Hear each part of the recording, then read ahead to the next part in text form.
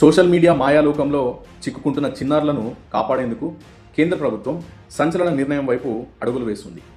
చిన్నారులను social media నుంచి దూరంగా ఉంచడానికి కొత్త నిబంధనలను తీసుకురానుంది.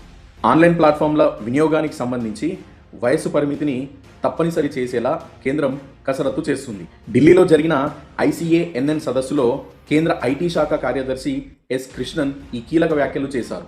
ఇటీవల విడుదలైన ఆర్థిక సర్వేలో సోషల్ మీడియా ప్రభావంపై చేసిన సూచనలను ప్రభుత్వం సీరియస్గా తీసుకుంది.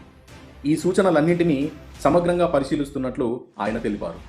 పిల్లల మానసిక ఆరోగ్యం, భద్రత దృష్ట్యా ఈ నిబంధనలపై త్వరలోనే తుది నిర్ణయం తీసుకోనున్నట్లు ప్రభుత్వం స్పష్టం చేసింది. ప్రస్తుత రోజుల్లో చిన్నారులు స్మార్ట్ ఫోన్లు, సోషల్ మీడియా అడిక్షన్లకు లోనవుతున్నారని పలు నివేదికలు హెచ్చరిస్తున్నాయి.